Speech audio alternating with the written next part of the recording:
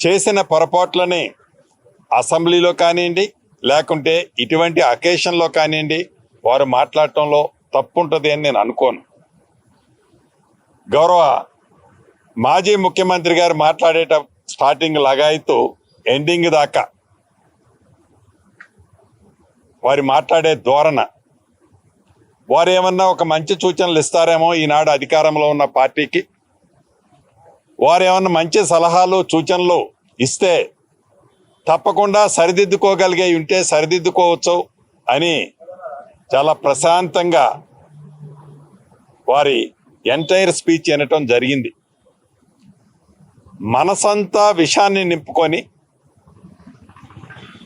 పదే పదే కాంగ్రెస్ని ఒక విలన్గా చిత్రీకరిస్తూ, కాంగ్రెస్ పార్టీనే విలన్గా చిత్రీకరించడమే కాకుండా తెలంగాణ రాష్ట్రంలో ఏ పేదవాడి ప్రభుత్వం ఇందిరమ్మ ప్రభుత్వం కావాలని పేద ప్రజలు ఇందిరమ్మ ప్రభుత్వాన్ని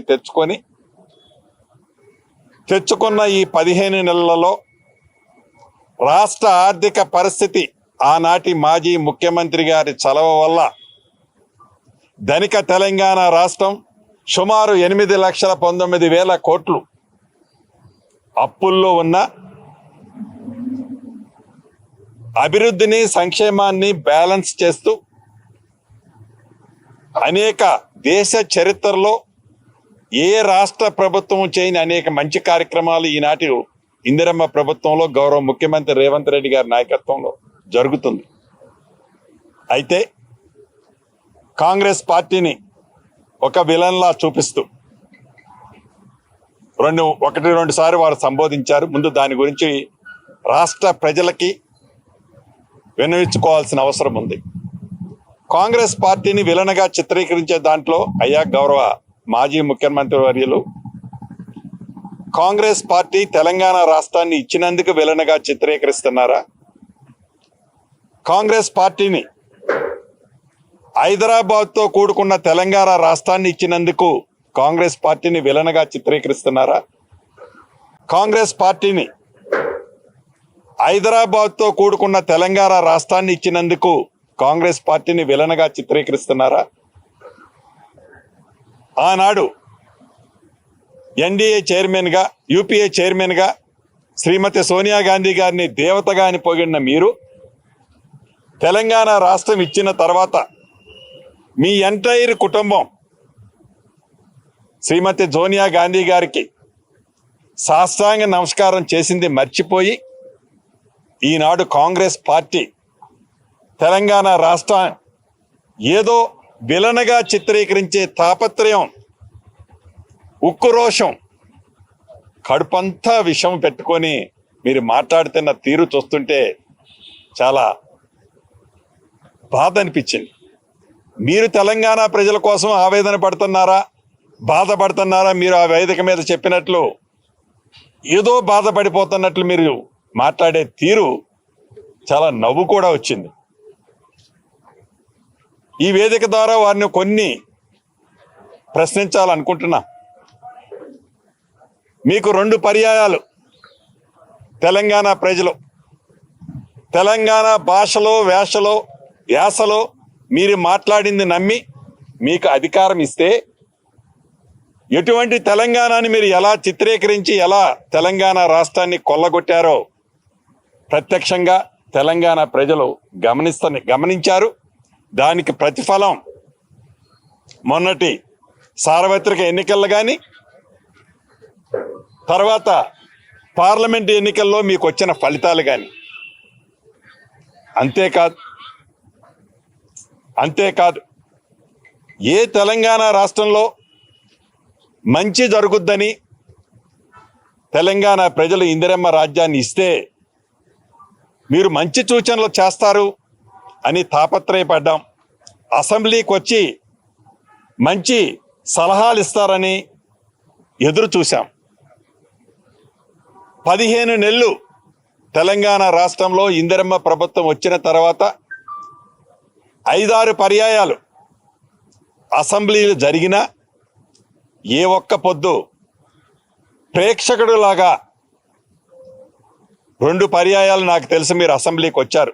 ఒకటి బడ్జెట్ పోయినసారి ప్రవేశపెట్టినప్పుడు, మళ్ళీ మొన్న ప్రవేశపెట్టినప్పుడు 2 సార్లు మీరు అసెంబ్లీకి వచ్చారు తప్ప మీ అనుభవాన్ని, మీ జ్ఞానాన్ని, మీకు 80,000 పుస్తకాలు చదివితే ఉన్న అపారమైన తెలివితేటలని ప్రజలకి, తెలంగాణ ప్రజలకు వివరిస్తారా అని దాంట్లో అసెంబ్లీ సాక్షిగా చెప్తారనుకున్నాం. కానీ మీరు అసెంబ్లీకే రాలే. మీరు ముఖ్యమంత్రిగా ఉన్నప్పుడు కూడా ఈనాడు సెక్రటేరియట్ అన్నా, ప్రజలన్నా మీకు ఎంత గౌరవం ఉందో ప్రత్యక్ష సాక్షిని నేనే. అసెంబ్లీకి ఎలాగైతే ఇప్పుడు రాలేదో, ఆనాడు ముఖ్యమంత్రిగా ఉన్న ఏనాడు సెక్రటేరియట్కి వచ్చేది లేదు. మీరు మీ ఫామ్ హౌస్లోనే, మీ ఫామ్ హౌస్కే పరిమితమై దొర పరిపాలన మీరు పరిపాలించారు తప్ప ఈనాడు ప్రజాస్వామ్యబద్ధంగా గౌరవ ముఖ్యమంత్రి రేవంత్ రెడ్డి గారి నాయకత్వంలోని ఈ ఇందిరమ్మ ప్రభుత్వం, ముఖ్యమంత్రి గారితో పాటు రాష్ట్ర కేబినెట్ మంత్రులందరం సామాన్య ప్రజలకు అందుబాటులో ఉండటమే కాకుండా అన్ని రాష్ట్ర అభివృద్ధిని, అన్ని కార్యక్రమాలని, మంచి జరిగే వాటిని ప్రజలకి ఈ ఇందిరమ్మ ప్రభుత్వం అందిస్తుంది. దాన్ని తట్టుకోలేక మనసంతా పదే పదే విషమని అంటున్నానంటే, మనసంతా విషము నింపుకొని ఈ పరిపాలన మీద, ఈ కాంగ్రెస్ పార్టీ మీద ఉద్దేశపూర్వకంగా దుమ్మెత్తి పోస్తున్నారే తప్ప ఇంకొక అంశం మీ స్పీచ్లో ఎక్కడా కనిపించలేదు. ఇంకా చాలా పెద్ద పెద్ద మాటలు మాట్లాడారు. రైతుల విషయానికి వచ్చినప్పుడు రైతులకు వారి పేరున్నట్లు, రైతుల పట్ల వారికి ఉన్న అభిమానం ఎంత ఉన్నదో ప్రత్యక్షంగా ఆనాడు మనం చూసాం. ఒరేస్తే ఉరే అని చెప్పింది కాంగ్రెస్ ప్రభుత్వం కాదు, గౌరవ ఆనాటి ముఖ్యమంత్రి గారు. మీ నోటితో మీరు అన్నారు ఒరేస్తే ఉరే అని చెప్పి. కానీ మీ ఫామ్ హౌస్లో సుమారు 150 ఎకరాలు మీరు మట్టుకు ఒరేసుకున్నారు. రాష్ట్ర ప్రజలని ఆనాడు ఎవరిని ఒరేయలేదు. మీరు పండించిన పంట క్వింటాల్కి మీకు సంబంధించిన వ్యక్తులతో పరోక్ష ఒప్పందాలు చేసుకొని క్వింటాలు 4,000 రూపాయల పైగా రేటుకి మీ ధాన్యాన్ని అమ్ముకున్నారు తప్ప రైతులందరినీ పొస్తు పెట్టి ఇండైరెక్ట్ గా వారందరినీ ఉరేసుకోమని చెప్పిన మీరు ఈనాడు రైతుల పట్ల దేయాలు వేదాలు వల్లిస్తున్నట్టు చాలా అద్భుతంగా మాట్లాడటం, మీ సభను చూస్తే నాకు నవ్వొచ్చింది. అంతేకాదు, కాంగ్రెస్ పార్టీ 20%, 30% కమిషన్లు అని ఏదో మాట్లాడుతున్నారు. కాంగ్రెస్ పార్టీ అధికారంలో ఉంటే ఫైనాన్స్ మినిస్టర్ గారి దగ్గరికి ఒక 200 మంది కాంట్రాక్టర్లు వచ్చి సెక్రటేరియట్ ముట్టడించారు అంటున్నారు. అయ్యా, మీరు ముఖ్యమంత్రిగా ఉన్నప్పుడు మీ పరిపాలనలో కాంట్రాక్టర్లకి మీరు అధికారంలోకి దిగిపోయే నాటికి 82,000 కోట్ల రూపాయలు మీరు కాంట్రాక్టర్లకు బాకీలు ఉన్నారు. ఆ బరువంతా తీసుకొచ్చి ఈ ఇందిరమ్మ ప్రభుత్వం, కాంగ్రెస్ ప్రభుత్వం మీద ఈనాడు పెట్టారు మీరు. అంతేకాదు, సర్పంచుల మీద, మాజీ సర్పంచుల మీద ప్రేమ ఒలకబోస్తున్నారు. ఇందిరమ్మ ప్రభుత్వం వచ్చే నాటికి సర్పంచులే లేరు, వారి పదవి అయిపోయింది. ఏదైతే ఈనాడు సర్పంచులకు బాకీ అని పదే పదే మీరు, మీ తొత్తులు, మీరు అసెంబ్లీలో మా బచ్చాగాళ్ళు ఉన్నారన్నారే, ఆ బచ్చాగాళ్ళు పదే పదే మాట్లాడేది కాంగ్రెస్ ప్రభుత్వం సర్పంచులను నిర్లక్ష్యం చేస్తుంది, బిల్లులు ఇవ్వడం లేదు, సర్పంచులను మోసం చేసింది అంటున్నారు. కాంగ్రెస్ పార్టీ వచ్చిన తర్వాత ఏ ఒక్క సర్పంచ్ కూడా ₹1 పని చేయలేదయ్యా గౌరవ మాజీ ముఖ్యమంత్రి గారు. ఆ చేసిన బిల్లుల పెండింగ్ అంతా మీ పుణ్యమే. రాష్ట్రంలో ఈనాడు వేలాది మంది సర్పంచులు ఎవరైతే ఇబ్బంది పడుతున్నారో, తమర పుణ్యం అయ్యా, అది కాంగ్రెస్ ప్రభుత్వం పుణ్యం కాదు. ఇక కాంగ్రెస్ పార్టీ గురించి ఈ 20-30% గురించి చెప్తున్నారు. డైరెక్ట్ గా ముక్కుసూటిగా గౌరవ మాజీ ముఖ్యమంత్రి గారు మిమ్మల్ని 2 ప్రశ్నలు అడగదలుచుకున్నాను.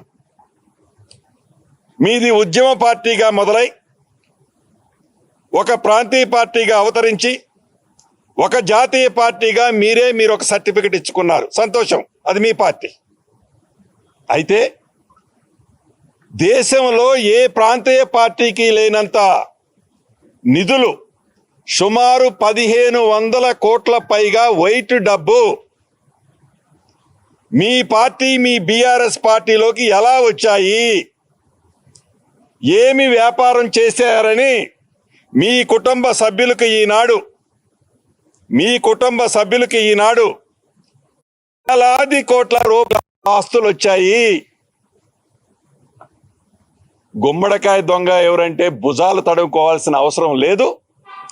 అస్సలు గురుగింజ కింద నలుపుని మీరు గ్రహించకుండా కాంగ్రెస్ పార్టీ మీద నిత్యము ప్రజల కోసం తాపత్రయపడే ఈ ఇందిరమ్మ పార్టీ మీద మీరు గుడ్డ కాల్చి వేయటం మీ మనసులో ఎంత ద్వేషాన్ని నింపుకొని ఎంత తాపత్రయపడుతూ మళ్ళీ అధికారంలోకి రావాలి అని పగటి కలలకు అంటున్నారయ్యా.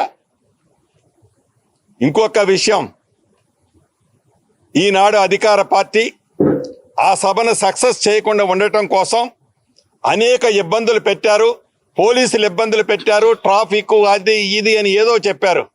మీకు గుర్తుందా గౌరవ మాజీ ముఖ్యమంత్రి వర్యులు? ఆనాడు 2023 జూన్ 2వ తారీఖు నాడు మా నేత రాహుల్ గాంధీ గారు ఖమ్మం సభకు వస్తే ఆర్టీసీ బస్సుల కోసం నేను డబ్బు కడతానని ఎంత ప్రాధేయపడ్డా ఆ సభను ఫెయిల్ చేయాలని ఆర్టీసీ బస్సులే కాదు, ప్రైవేటు బస్సులనే కాదు, చివరికి ఆటోలని, 2 వీలర్స్ని నిర్బంధించి చిత్రహింసలు పెట్టారు మీరు ఆనాడు. ఈనాడు ఇందిరమ్మ ప్రభుత్వంలో గౌరవ ముఖ్యమంత్రి రేవంత్ రెడ్డి గారి నాయకత్వంలో వారి ఆదేశాల అనుసారం మా ట్రాన్స్పోర్ట్స్ మంత్రి గారు కూడా ఇక్కడే ఉన్నారు. మీరు ఎన్ని బస్సులకు కడితే అన్ని బస్సులు ఇచ్చారు. ఎన్ని ప్రైవేటు వాహనాలు వస్తే స్వచ్ఛందంగా ఎక్కడా ఇబ్బంది పెట్టొద్దు. ఇది ప్రజాస్వామ్యంలో ఏ పార్టీకైనా స్వేచ్ఛగా వారు మాట్లాడుకునే హక్కు ఇవ్వాలి అని ఎక్కడా మిమ్మల్ని ఇబ్బంది పెట్టలా. నిజంగా ఇబ్బందే పెట్టి ఉంటే మీ సభ జరిగిందని చెప్పుకుంటున్నారు కదా, జరిగి ఉండేదా గౌరవ మాజీ ముఖ్యమంత్రి గారు?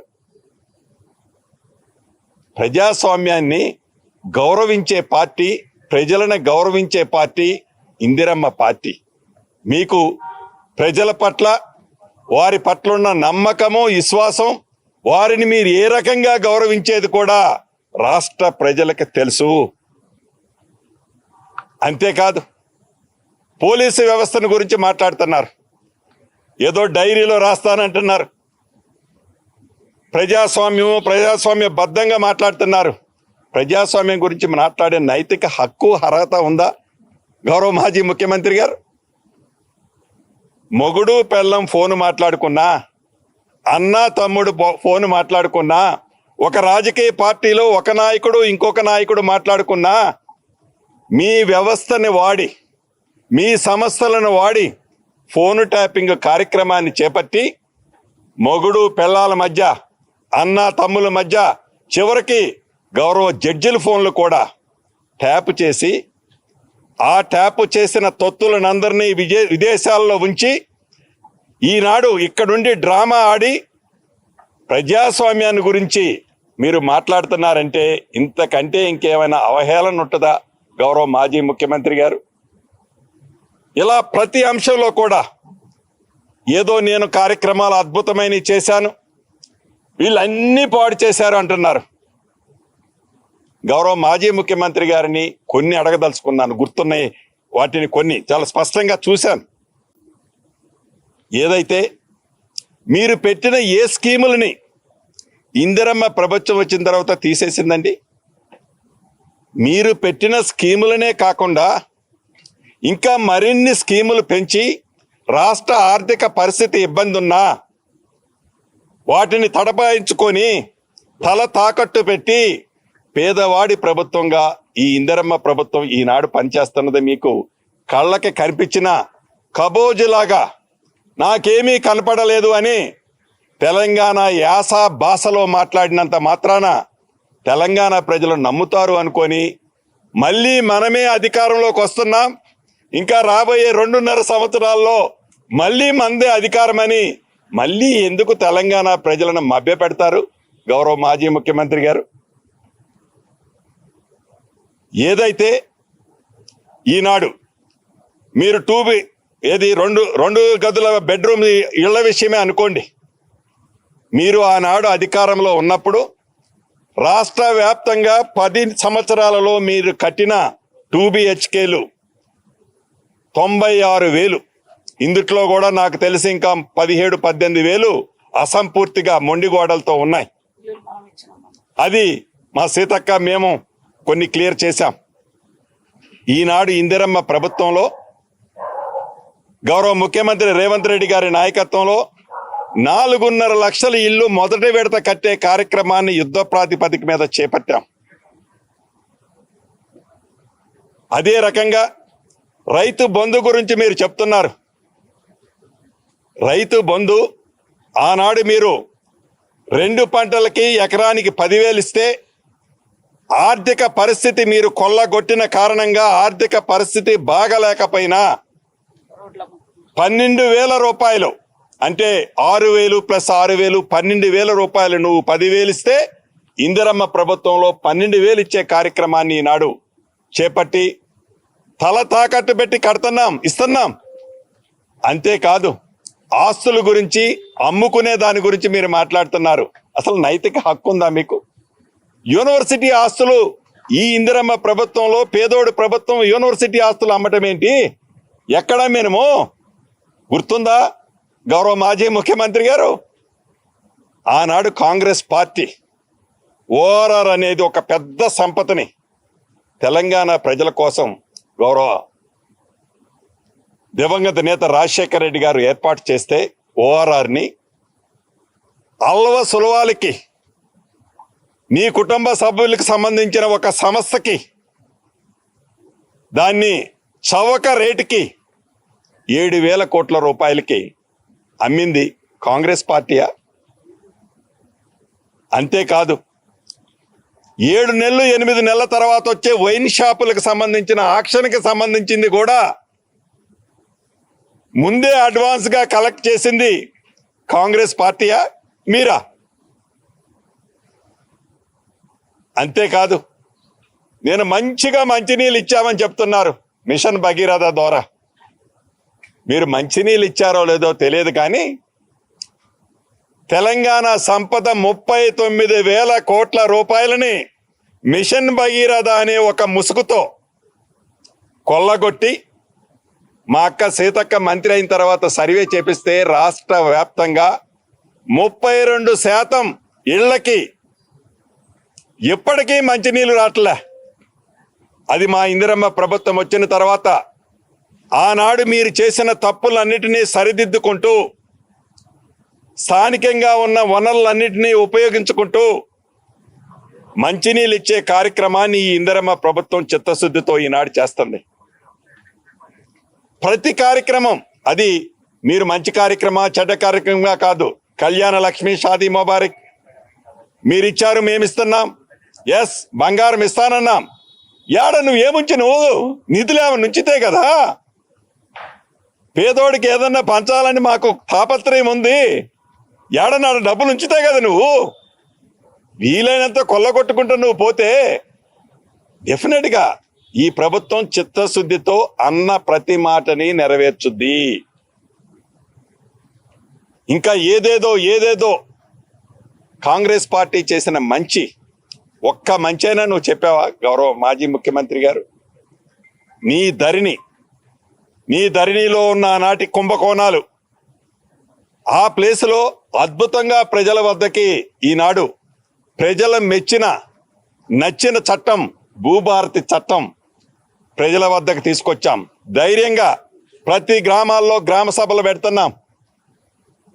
మీరు ఎందుకు ఆ ధరణిని గురించి మాట్లాడలేకపోయారు గౌరవ మాజీ ముఖ్యమంత్రి గారు? అదే రకంగా సన్నబియ్యం అద్భుతంగా ప్రజలకు ఇస్తున్నాం. కష్టమైనా కూడా పేదవాడు మంచిగా ధనికుడు తిన్న బువ్వే తినాలి అని. ఎందుకు మంచి కార్యక్రమం చేశారని అటువంటి దాన్ని మాట్లాడలేకపోయావు?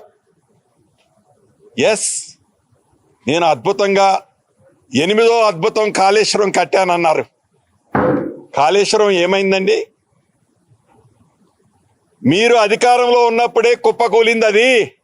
దాంట్లో కుంభకోణం 1,00,00,000 కోట్లు కుంభకోణం జరిగింది అని విజిలెన్స్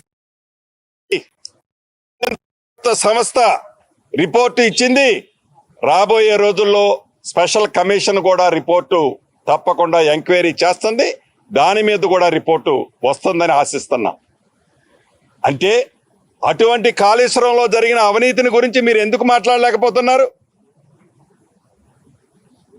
అంతేకాదు, ఏదైతే ఇంకా ఇటువంటి మీరు చేసిన స్కాములు, మీరు చేసిన తప్పులు, మీరు చేసిన ఇప్పటికీ పచ్చి అబద్ధాలు చెప్పేది, నోరు తెరిస్తే అబద్ధం.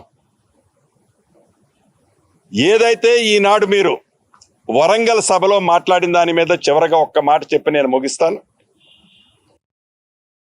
మీరు మా పార్టీ పక్షాన ఒక్కటే మిమ్మల్ని ఇక్కడ నుంచి ఛాలెంజ్ చేస్తున్నాను. డేట్ మీరు ఫిక్స్ చేయండి. ఏ డేట్ మీద అసెంబ్లీ పెట్టమంటారో మీరు ఫిక్స్ చేయండి. మీరు చెప్పిన ప్రతి అంశాన్ని, అది 4 రోజులు కానివ్వండి, 6 రోజులు కానివ్వండి, 8 రోజులు కానివ్వండి, ప్రతి అంశాన్ని మీరు చేసిన ఘనకార్యాలేంటో, ఆ గొప్ప ఘనకార్యాలేంటో చెబుతూ ఈ గడిచిన 10 సంవత్సరాల్లో మీరు చేసిన ఘనకార్యాలని, ఈ 15 నెలల్లో జరిగిన అభివృద్ధి సంక్షేమాన్ని ప్రజలకి చర్చించటానికి మీరు సిద్ధమా? అయినా ఈ ఇందిరమ్మ ప్రభుత్వం వచ్చిన తర్వాత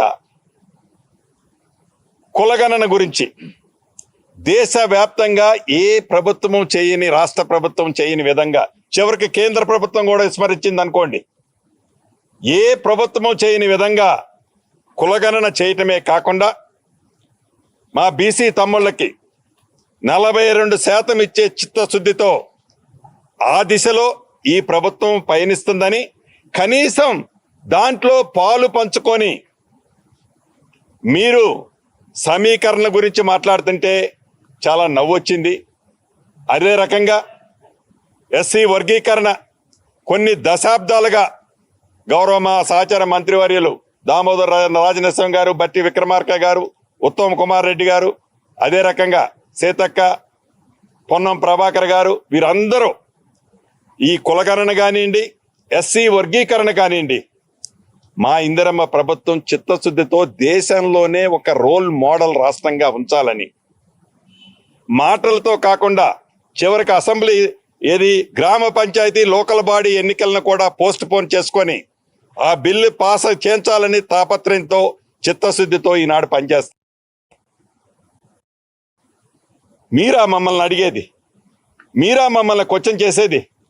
నిజంగా మీకు అంత విశ్వాసం, ప్రజల మీద ప్రేమ, అభిమానం, మీ పార్టీ మీద అంతా, మీ పార్టీ నాయకుల మీద నమ్మకం మీకుంటే, మీరు పార్టీ ప్రెసిడెంట్గా ఉన్నారు, మాజీ ముఖ్యమంత్రి వర్యులు, ఎందుకు వర్కింగ్ ప్రెసిడెంట్గా ఏదో ఒక బీసీకి ఇవ్వచ్చు కదా?